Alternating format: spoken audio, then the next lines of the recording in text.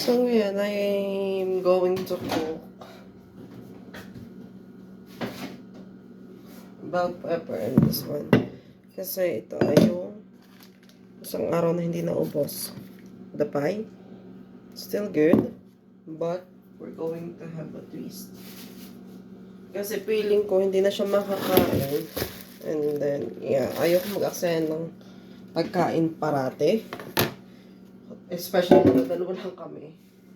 So, meron din tayong natira ditong corn. Gagawa ako nitong baked bell pepper with toppings and then some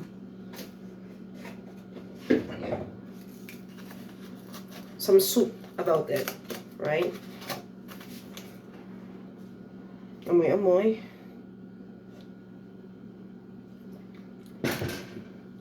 Ayos pa. Yeah. So, here we go. So, this one, nakita ito ni Jowa. Sabi niya, hindi nata maayos yung cheese doon. So, ilagay ko lang dito kasi sabi niya hindi na maayos para makita lang na. So, gamitin natin na ito. So big pa din. I'm trying to make a diet. So, dito, gagawa tayo ng soup. And then, this one naman ay bell pepper, i-bake natin. At yun ang ating hapunan. Ayaw kong mag-aksaya, ayaw ko na pupunta kung saan-saan. Kasi hindi man tayo kayamanan. Na! So, dahil ito ay pa-side nut, ginamit ko siya kaninang umaga para lutuan siya ng lunch. Alis na natin. Actually, gusto kong kunin yung mga seed at itanim. Lagay ko lang dito kaya. Here. So, this time, ito, meron na siyang parang sira. Alisin natin siya. Mamaya nga pala, ay, well, it's not big at all. Pero, dun tayo sa laging masisira na kasi ayaw kong masasayang. Tapos, half. Wala siya actually buto.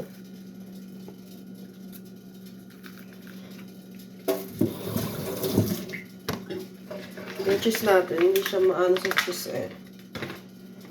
So, nainit na yung ating lalagyan. Kawali. Saka tayo ng tatlo kasi tatlo lang naman ito.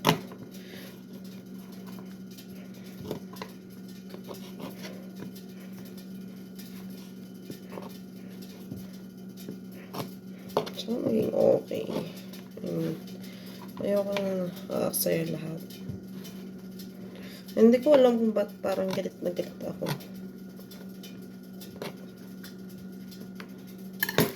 So, yan. Lagay natin dun sa ilalim.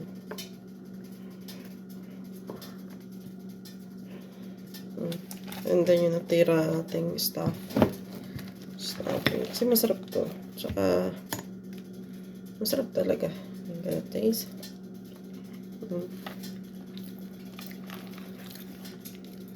Ang natin sa loob.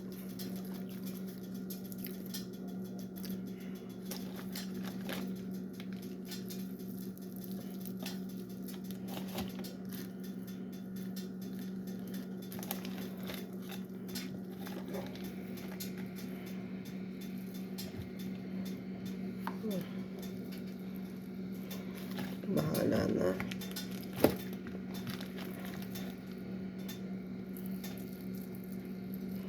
Yeah.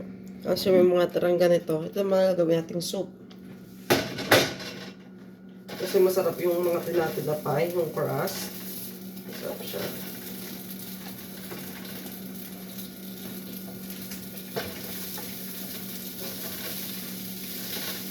Ewan ko sa kanya. Ayoko nang bigyan si Bruno ng maraming mga ganitong kailangan pang aso lang talaga kayong kinakain. Kasi, sa nangyayari, ang dami naman yung cookie. Tapos, ito, good for today. Milk. Ayan, tinapon ko na lahat.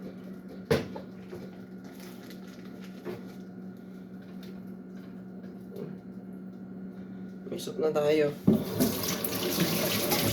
And then, doon, lalagay ko din itong natira. So, corn. Ganyan lang. Hindi dapat tayo nag-aaksay ng pagkain. Hindi man tayo kayamanan. Tapos, di ba may mga ganito to. Tapos may natira pang cheese.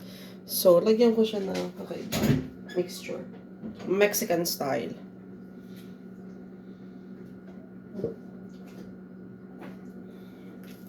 This one. Taco. May iba naman. Kasi iba-iba pag mga... Bakit ba, bro? Nakadig nyo yun? Nag-a-attitude siya. Iba-iba. But I don't know kung anong oras siya kakain. Kasi Friday, garage time. Doon, nagkakameron siya ng oras sa kanyang sarili. I don't mind. But on other day, yeah, I mind it. Nag-aaway kami. Kasi ayoko ng ganon.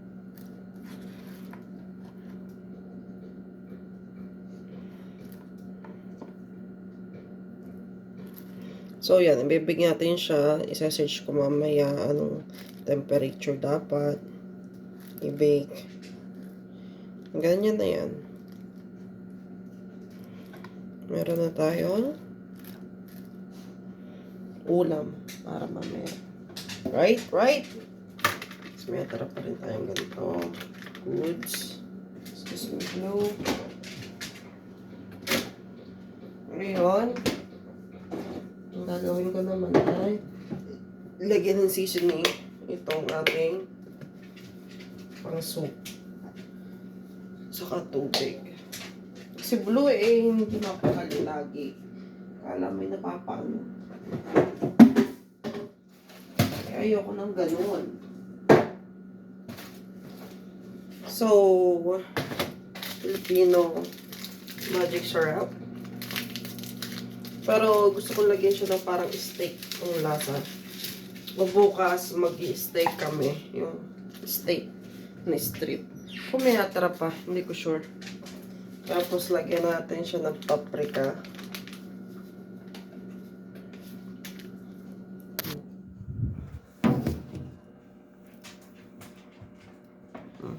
Paprika. Siyempre, thyme. Lahat kailangan ng thyme. This one, garlic herb. Kung ano lang yung herb na nandito, pag samasamahin nyo lang, tapos minsan masarap din naman eh. Alam nyo. Oregano.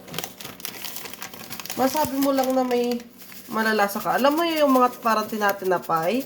Yun yung magpapalapot dyan.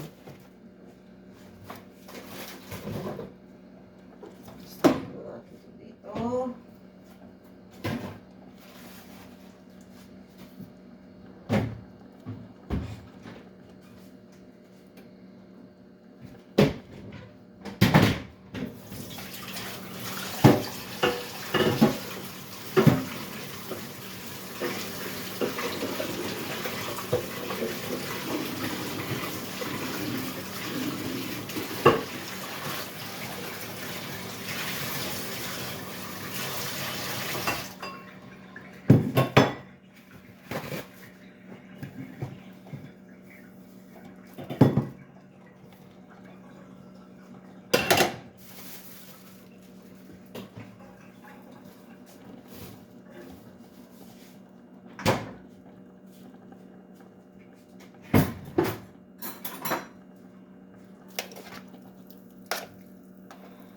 Ang luin. Tignan nyo, nadudurog na yung tinapay.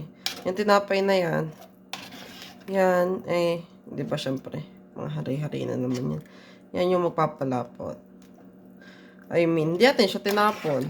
Although, ito yung mga ingredients na kailangang i-out na for this week. Tapos, kahapon nagpo kami. Actually, ayaw ko talagang mag-aksaya o bumili sa labas. But sabi niya, medyo pagod siya. Umaga pa lang. Sinasabi niya yung po. Alam mo yun, naubos yung kanya. Gusto lang niya akong pasayahin. Pero sabi ko, why not? Right? Maybe kailangan niya or what. Tapos pagbalik namin, nakatulog na ako. Tapos, ginigising niya ako. Sabi niya gusto niya daw ng katabi. Sometimes sweet siya. Sometimes, shit. Hindi. So, ito na. Mamaya i-bake ko siya. Ilalagay muna natin siya dito. 1, 2, and 3. Yan. Yan. Ang niluluto natin siya, tingnan natin kung anong lasa. Hindi ko din alam. But, meron na tayong hapunan. And that's it. Whether you like it or not, that's our dinner. Kasi, yun na yun. I think I'm going to put some celery doon sa ating nilulutong soup.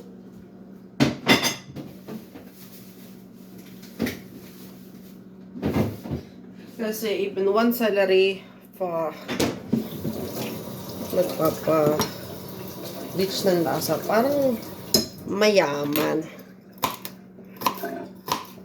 Nag-brownies nga pa ako kanina. Yung mahirap, yung nakakaldap ka. Pero ikaw yung cook, yung lagi nagluluto dito.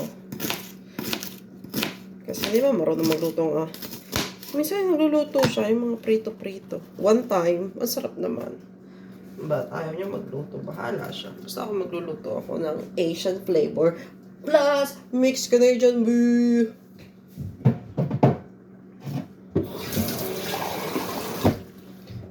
So, titikman ko muna bago lagyan natin ng tubig. Kasi hindi tayo maaaring maglagay ng napakadaming ingredients, ba? For sure naman, ang kakainin lang dito kauntian lang. Alam mo yun? Fairness, masarap ang darling.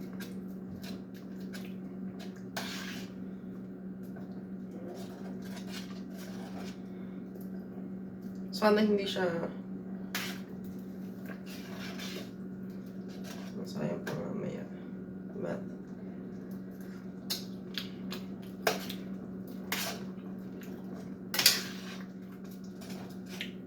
kundi nito. Add yan salt at saka pepper.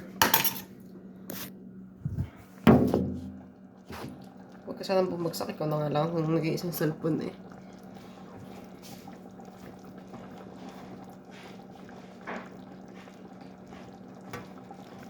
Salt.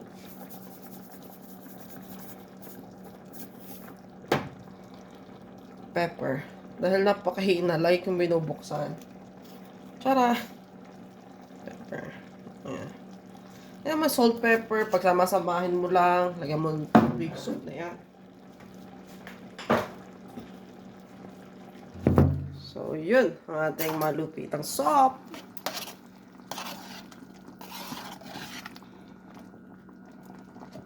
Nagtatanong na, sasakit ba siya namin siya? Depende. Kung ikaw masyadong maarte. Pero sa amin nagtitipid. Yup.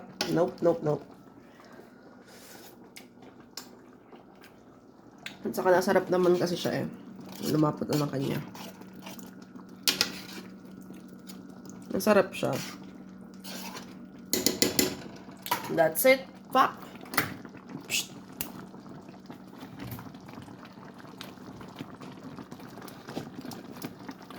Wala pala tayong pantaklog.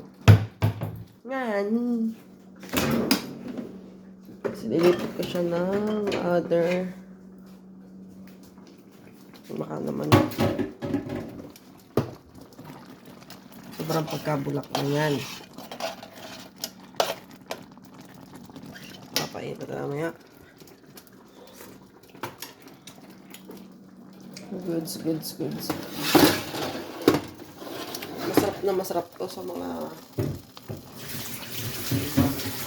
sa ibang mo dinala. Yun ang kasarapan niya. Pero pag tayo mismo kakain, walang kasarap-sarap. Tingnan natin kung anong reaction ni Cory maglulok lang. So yan, pampanta na naman. Gusto ko mag-video. Wala mo kasi akong kausap ko sa sarili ko lang. Tapos parang nasa mula sa mula. Bali kanina, nakapanagin nga pala ako.